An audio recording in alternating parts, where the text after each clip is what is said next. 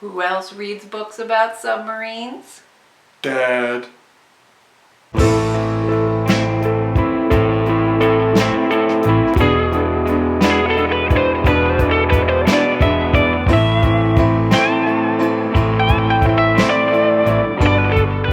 Welcome to Billy's Books. We're going to study Blind Man's Bluff today. This is a story of Cold War submarine intrigue. At the end of World War II, Germany lost, as you may know, and the Western Allies split up the Nazi tech booty. One of the things that they all got was the far superior U-boat technology that the Germans had over the rest of the United States and the UK and such. One of the things that the Germans had that technology they had that we didn't was simply snorkels. So next to the periscope was a snorkel, so you could breathe without surfacing. Genius. It wasn't perfect, but it was better than the ones before. So those were the diesel boats. The guys that did the spy radio guys were called spooks, and they would just show up sometimes to the surprise of the submarine commanders and say, "Oh, by the way, I'm assigned here, and you just got to deal with me." And drill holes in the pressure hull, Commander Benitez said when the first spy spook showed up on the USS Cochino. Commander Benitez did not appreciate, or was embarrassed, I should say, to tell his family that he was captaining a ship called a Cochino, which is little pig. So yes, indeed, the pressure hull did leak the first time they went underwater, as he was anxious about, but they fixed it. And then on a proper mission, they went out into this deep sea, and they had a battery fire. As you may have heard, even recently, batteries like to catch on fire, and it's really dangerous because you can't put them out. So they had, the Cochino had battery fire, led to explosions and gas, and then they were in very cold water and froze really hard. They were traveling, luckily, with another submarine, the USS Tusk, who helped rescue them, but also got caught in the danger because, when you're in the Arctic Ocean and you got two submarines, you can't really come next to each other because you'll crash into each other, and that's dangerous. And you can't just swim from one to the other because it's the Arctic Ocean and you'll freeze to death really quickly. So they had like a plank to get to one to the other on these rough waters, and that was really dangerous. So some people fell in, some people died in this rescue process. They had to get two crews into one boat because eventually the Cochino sank. One terrible story is one guy they had weather suits, and they're supposed to inflate, but his only inflated on his boot area. The rest of his suit did not inflate, so he was stuck in the water, feet up, and they watched as he drowned, and they couldn't do anything. Very sad. So they eventually got back home.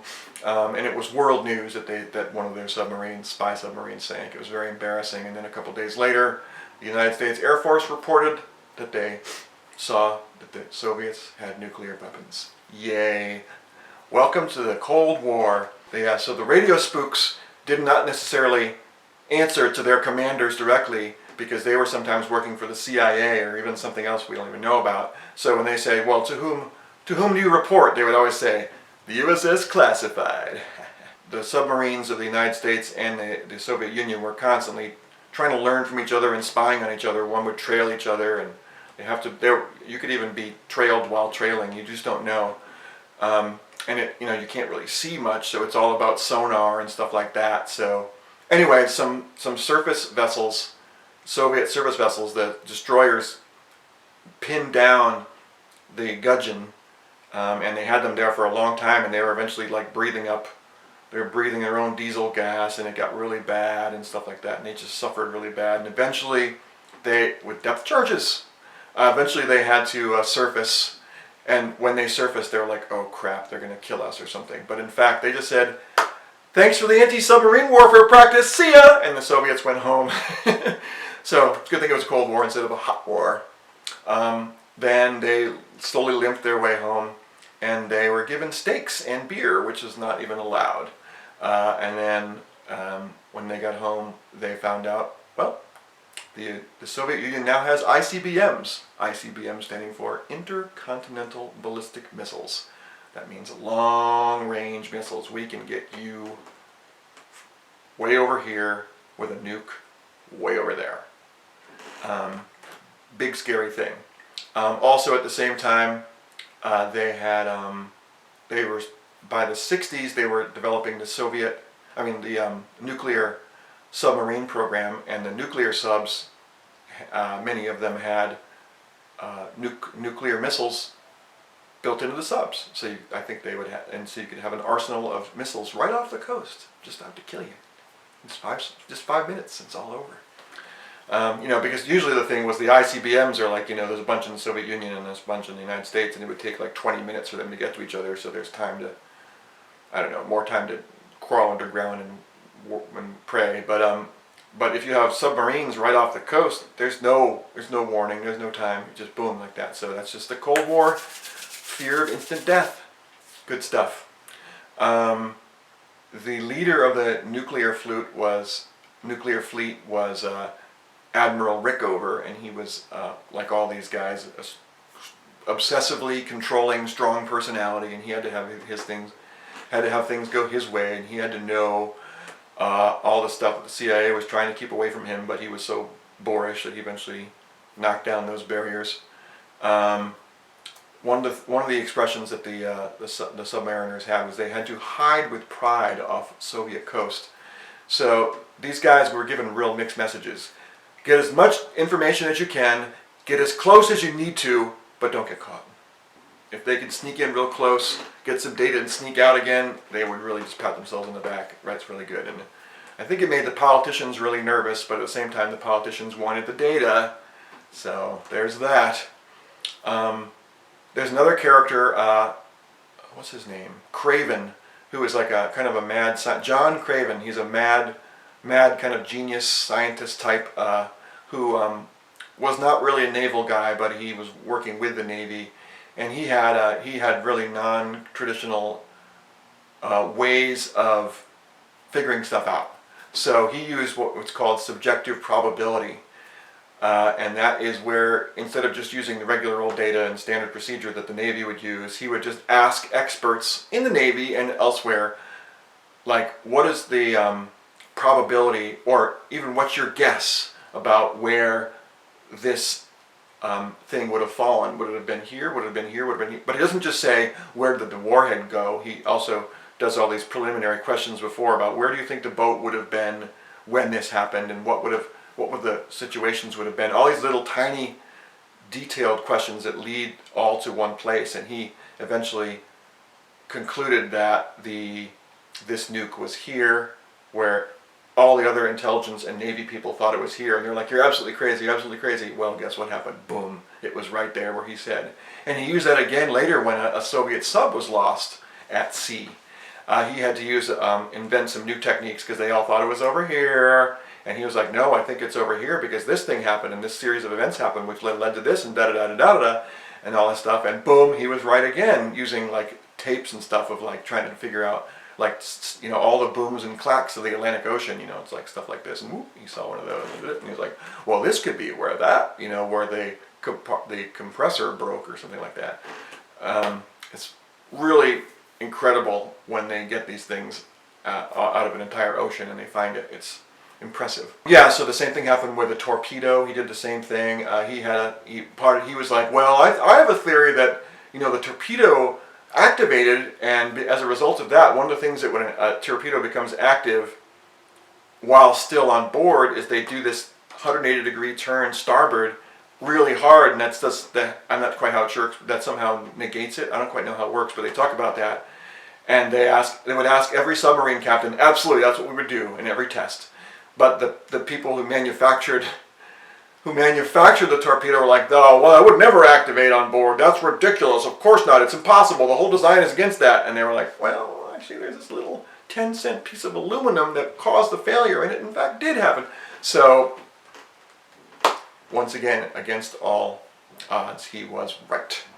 Another charismatic, if you will, or ridiculous commander, U.S. sub-commander was Whitey Mack, and he was the commander of the USS Lapon, and he said he was known for saying, "A faint heart never fucked a pig." And of course that meant, you gotta be daring. And he was a big, macho, large, strong dude, and he would get his submarines really close to other submarines, really dangerously, in the Barents Sea, which is pretty north and stuff like that. And he was trailing one of those Soviet subs for miles and miles and miles for days and days and days, well beyond anybody has ever done, and not getting caught somehow, which is really impressive.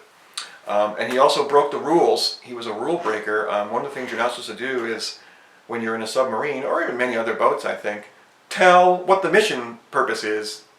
Only the officers need to actually know not only what the purpose of the mission is, but even where the hell on the globe you are. A lot of the crew wouldn't even know that. They just follow orders.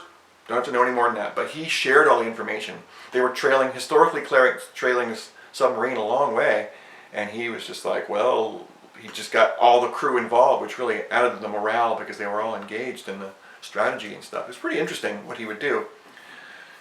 And so he was doing really well, and it got around this. The intelligence community was really impressed with him, but then some politician let it slip that some detail about the submarines and how they were actually pretty easy to track, and that the press got to that, and immediately after that, as soon as that press went out, the submarine that they were tracking and all the submarines around the world that were Soviet suddenly were acting much more random and wildly instead of following procedures, because they had been following this Russian submarine, and they figured out all the routines, like what they were like, oh, they do a turn like every such and such hours and such, and it got really routine. And as soon as that press thing went out, suddenly boom, all their routines were gone, and they couldn't trace them anymore.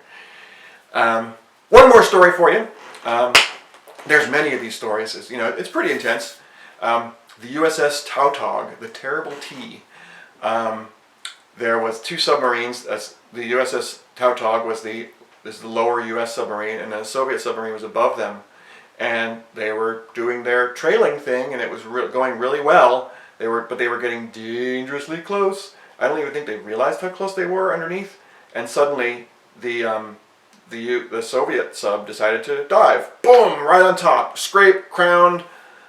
Boom! Crash, explosions, loss of pressure, all sorts of things. And and this is in 1970, and the Terrible T of the USS Tautog managed to surface and slowly, not even surface, crawl back underwater until they were in safe waters. And they didn't hear that the Soviet sub, so they presumed, very sadly, that their fellow submariners in the enemy boat, they were like, oh my God, I think we just killed 70 people. But they couldn't talk about it. Never can talk about it. And they thought for 20 or 30 years that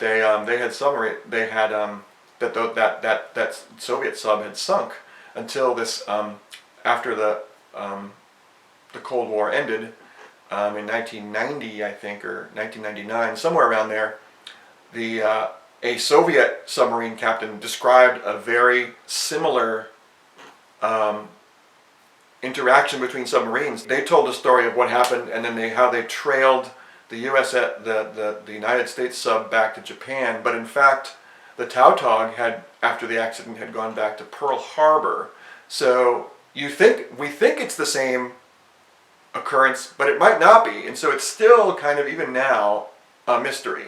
Anyway, to end this story, this review, I'm just going to tell a Soviet submariner joke that I don't quite understand, but I'm going to share it with anybody. Maybe you understand it. An American nuclear sub collided with an iceberg in the ocean. The iceberg's crew had no casualties. If you can't do, review.